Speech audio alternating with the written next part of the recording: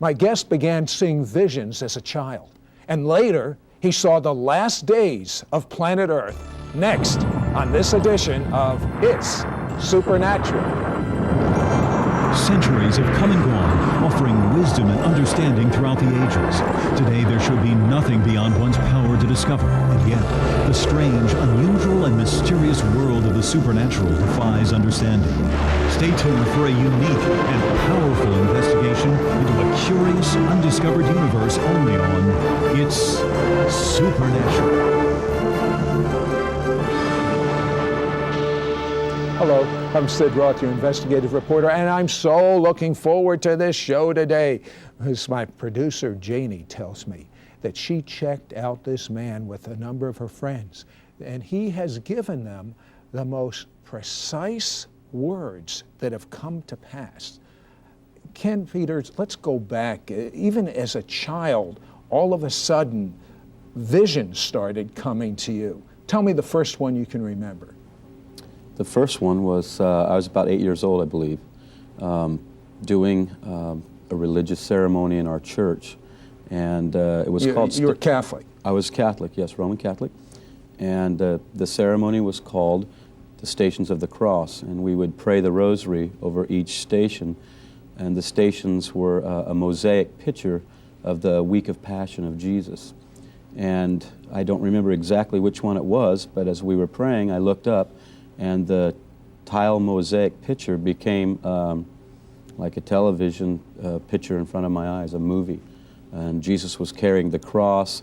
It was at the point where he fell down with the cross, and Simon was called to carry the cross. So that's how it began. What effect did it have on you when you saw this? Oh, numerous. I mean, was it sort of like it was really happening in front of you, or was it just a television screen type of thing? Or it was very real. I had never experienced anything like that, so it was very strange at first, but very real. It seemed as though I was almost there watching that happen before my eyes. Difficult to explain, but yet it seemed very, very real. The pain that he was going through, the crowd, the chaos, it was frightening. I was just a young boy. What effect did it have on your life? It just about made me go crazy. You know, I never had heard of anything like that happening to anyone. Did you tell people? Yes, I did. And what reaction did they have? They thought the same of me. They thought I was off my rocker. You know, they thought that I'd lost it so much as to see something like that. And you actually prayed that God would take this away from you. Yes. Why?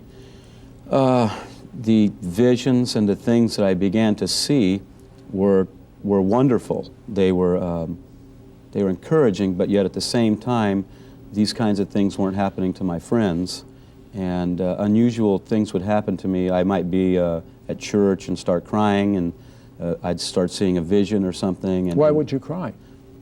I really don't know. I just felt God's power or God's presence or something, you know. At the time, I didn't know how to describe it. I didn't really know what was happening. So, peer pressure, you know, the pressure of my friends, family members kind of, you know, looking upon me strangely.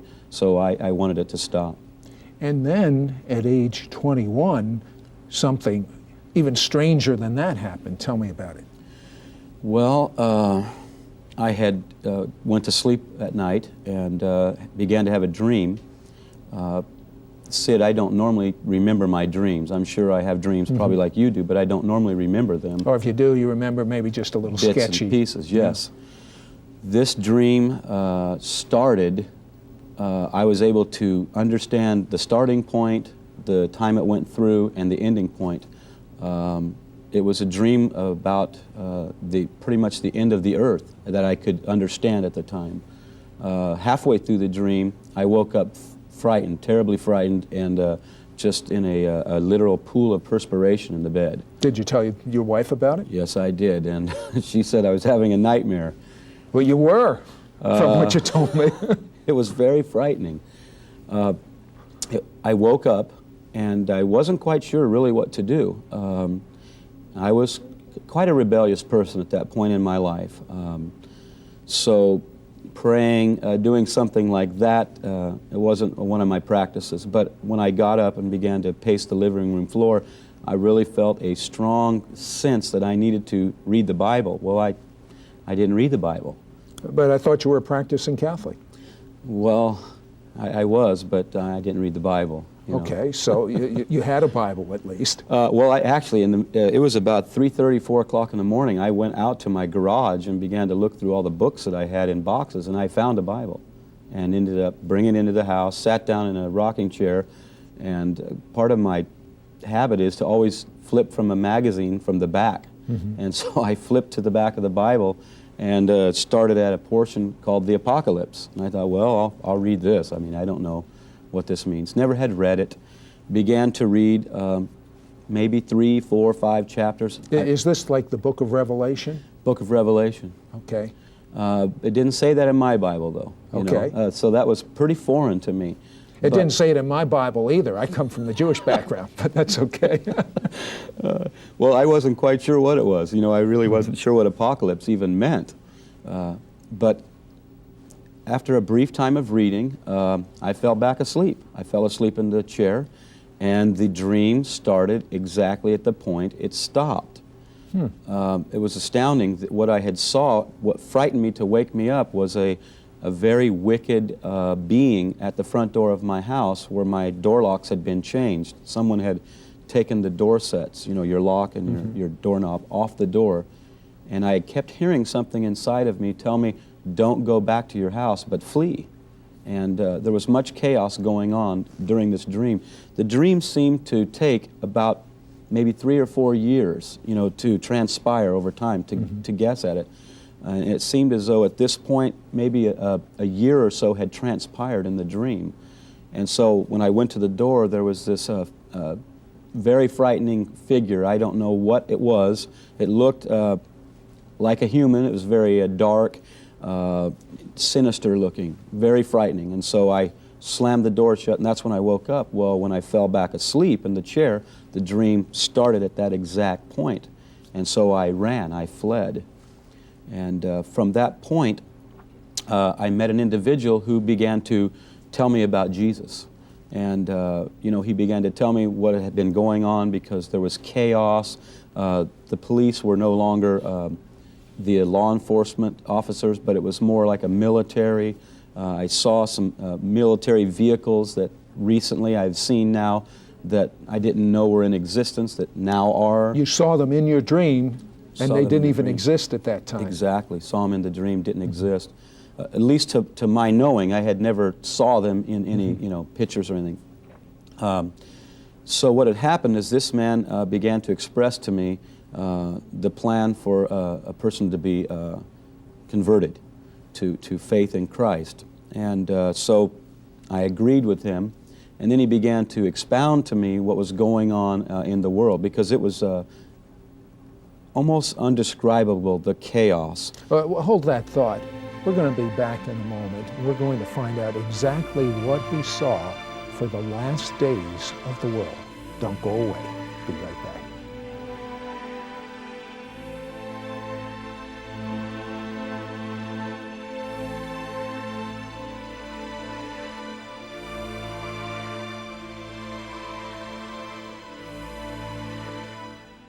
Hello, YouTube. Mishpacha. Mishpacha is a Hebrew word. It means family. This is Sid Roth. Welcome to my world, where it's naturally supernatural. If you've been blessed by this show, please subscribe. Then click the bell so you won't miss a single episode of It's Supernatural. Hi, Sid Roth, your investigative reporter. I know you came back because Ken Peters, he had a dream, knew nothing about the Bible, but in this dream he saw the last days of the world. And he saw vehicles that didn't even exist back then. It's just recently that these have come on the scene. But there was chaos going on, you said. Tell me, pick up from there. The chaos, again, there was no governmental covering, so to speak. There didn't seem to be that security that we sense, with with our government watching over us, you know, the parameters that they provide for us. That was completely removed. Again, there weren't local law enforcement agencies, but it was more of a kind of a military or militia. It seemed like martial law. People were greatly frightened. One thing I remember that I will never forget was that little babies had just disappeared for a period of time in this dream. They were gone. No little babies from, you know, newborn. Where did they go? Where did all the babies go? They just disappeared. They were just gone. Yeah, they had just disappeared. Many mothers were very frightened. A lot of toddlers had disappeared. And then a period of time into the dream, people began to have children again. And I knew that this was the end, even though I didn't know anything about the end. Inside of me, I knew this was the end. The end was at the door. Began to see buildings in the city that I was a part of at that time, where I lived, that are now there. Triangular glass building. The way the monetary structure was set up, only certain people could make transactions, business transactions. That people had to have a mark on their hand to conduct business, to buy food at grocery stores. It was all controlled. You never read this in the Bible? Never. You know this is in the Bible? Never. Okay, go ahead. Now, this was very strange because people were controlled, literally. That's what it was. They were controlled. And there was a great sense that they were being watched almost, you know. So what had happened was, again, like I said, this man led me to faith in Jesus. And I began to work with him to try to spread this news to others. And the thing that really impressed into my thinking was that he said that the Christian people, those who had faith in Jesus, any who had faith in Jesus, were taken. And they were taken to heaven. And that was such an empty feeling to me. Was that where the babies went? I assume so, Sid. I believe so. Okay, I do believe so. So the words that he said were so real to me that I received them. I really embraced them as truth. And I knew inside of me somehow that these were truth. So you were left. You were left there in this chaos. Yes. What else went on? Well, after a short period of time, we began to kind of help these children. Many children were abandoned. Much fear was working through people's hearts. A lot of people were abandoning their children. People were committing suicide on a regular basis. It was very frightening times. So we began to try to help people that were in desperate straits. And eventually we were captured by the militia. And we were told to stop doing what we were doing. And at that point, we continued to do it. Then they took us in again and interrogated us and told us that if we didn't stop, there would be severe penalties. They never at first were very clear about what the penalties would be, other than they would just be severe. And at that time, we just continued to say, well, this is what we believe God has called us to do, and we can't stop doing this. The one thing that seemed strange was I didn't notice any religious freedoms for any people groups, none. Eventually, they took us into this room, did further interrogation, and we pretty much decided we were not going to follow the directives that they were giving us. And then they finally led us into this huge corridor in this building. It seemed to be 50, maybe 100 yards long with all these people lined up. We weren't sure what was going on, but they would take a person every few minutes and they would go into this room. And then the line would start getting closer and closer. Eventually, we realized that they were executing these people in this line. The door had opened enough. You were in the line? I was in the line. Yes. My goodness, how would you like to have been in that line? How would you like to have been? What would you have done? You sure would have prayed a lot, I imagine. I'd like to go right now to our control room. I'd like to talk to Janie and find out what we'll be doing next week on It's Supernatural. So when we go there, you're going to find out that next week is going to be a very, very special segment. What Ken is talking about right now, we're going to find out it actually happened. Not all of it, but some of it has already happened. Janie, what about next week? Ken is going to be back next week, and he had the most incredible thing happen to him. He found himself in 1 second in Rio de Janeiro without taking a plane, without taking a car. All of a sudden, he just was there from one place to another place. Well, that's my kind of travel. I know, then you don't have to pay for an airplane anymore. No frequent flyer miles either. That's right. But he has been so accurate with prophecies. I mean, he's known things before they've happened. He knew about the LA riots before they happened. He knew about an earthquake in Japan before it happened. And he knows something that's going to happen in America by the year 2003. And it's going to come to pass.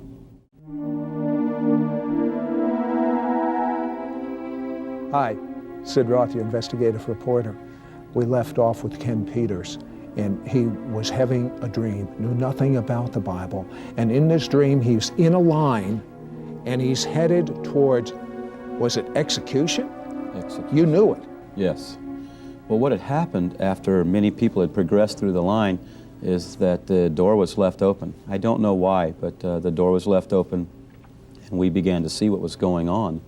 The gentleman I had talked about and I, and we were in this line proceeding forward, and began to see people being beheaded, literally losing their lives. And great fear came on me when I saw that happening, because I wasn't sure what was going on behind that door. Listen, something be wrong with you if great fear didn't come on you. Oh, Sid, the fear was indescribable. It felt like my body was having the extreme chills and, almost beside myself. And I began to be afraid that I would deny my faith in Jesus, that I wouldn't be able to go through with this. I was petrified, literally. And I began to just cry out. I can't tell you that I began to pray. It was more of a crying out in desperation, because, I was fearful that if I denied Jesus, then what would happen to me, To me, it was more real than the death itself, Mm-hmm. I was more frightened of the denial, So I cried out, and I just basically said, Lord, please help me. That was a real simple prayer. But at that moment... Not a classic prayer, but an honest prayer. Yeah, honest from the heart. Right. So as soon as I said that, Sid, I felt someone touch my shoulder, and I looked back behind me, because when my shoulder was touched, I just felt warmth go through my whole body. Again, I was almost, my teeth were almost chattering because of I was chilled almost with this fear, great fear. And when I had the warmth run through me, I looked back about like this, and it was Jesus standing behind me. And,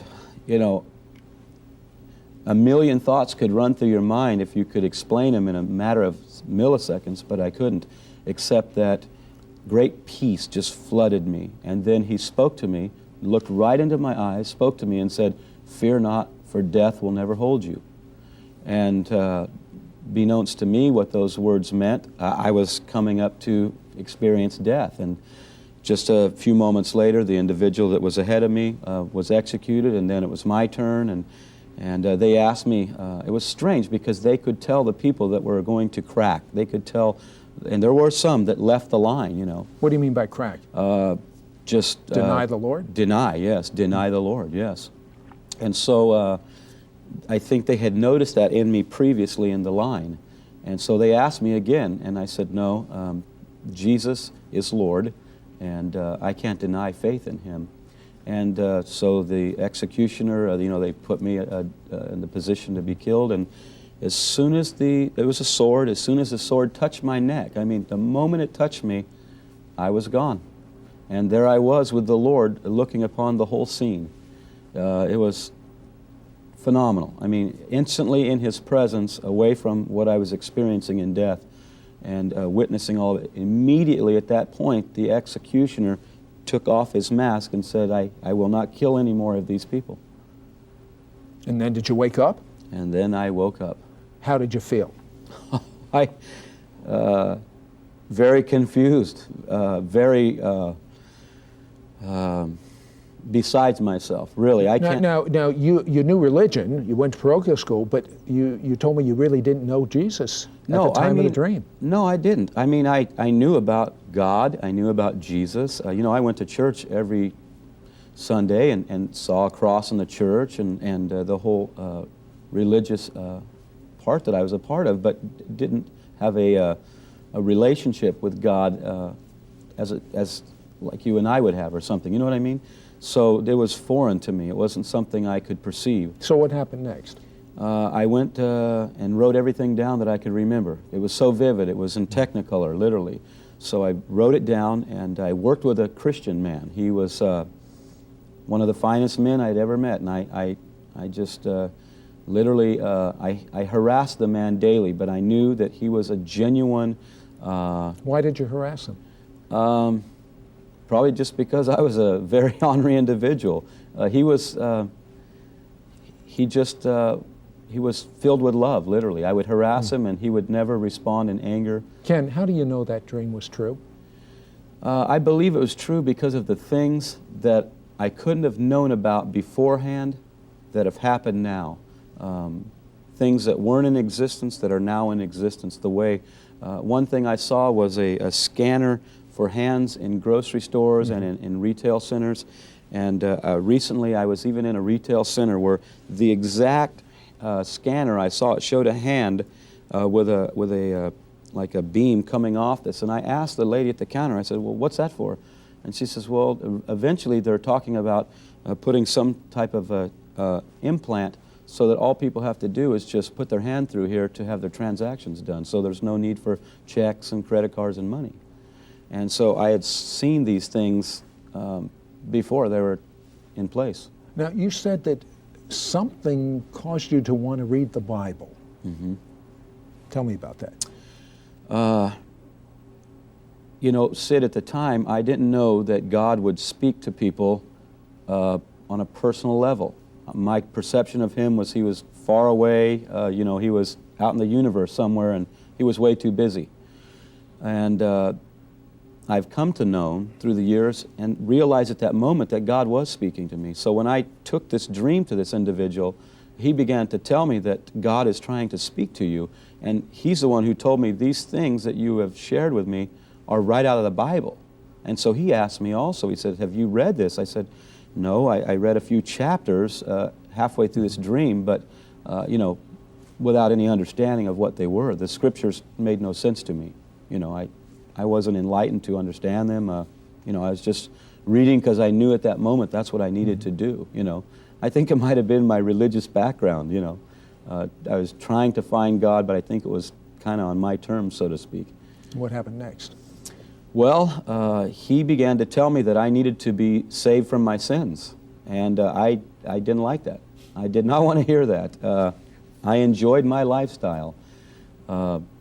So I asked him, do I need to become like you? Because I didn't know what it meant to be saved from my sins. I wasn't quite sure of that. I had an understanding of what happened to a person when they die. I believed that, you know, if you were okay, you'd go to purgatory. If you were real terrible, like a murderer, you know, you might go straight to hell. But so I didn't understand that concept. So he said, you need to accept Jesus as Savior and Lord. And so I said, well, do I have to be like you? Because I really wasn't ready to give up. You didn't want to become like him? No, not really. So what happened was I said, well, do I have to quit doing the things I'm doing? And he said, well, kind of yes, kind of no. And I didn't understand what he meant by that. What do you mean kind of yes, kind of no? He said, well, you need to do what God tells you and what His Word tells you to do, not what I would tell you or people. So shortly thereafter, about a 2 or 3 week period went by, and my very best friend had just recently come to faith in Jesus Christ with a kind of an unusual happenstance with him also. He had visited me and talked to me about that, and it was very strange to me, but I knew I could trust him. I've known him since first grade, you know, it's just a young boy. So he invited me to a church service, and so I went to this church service. It was very unusual in my perception. Listen, it was so unusual in his perception. Something happened that normally doesn't happen. The pastor knew things that were going on inside of Ken, and he had no way of knowing it. And then this gift started getting refined and he began to know things about the future. So next week, he's going to be coming on It's Supernatural. And I believe he's going to tell you some very, very specific things, maybe about you. In the meantime, I challenge you to read the book of Revelation. It's the last book in the Bible. And you'll find it lines up exactly like what he just told us in this dream. In the meantime, as you read the book of Revelation, don't wait till next week. Get right with God. Get to know him. He's so wonderful. God is such a wonderful person. He loves you. He has a purpose for your life. Read the book. Come on back next week. Say a prayer to him.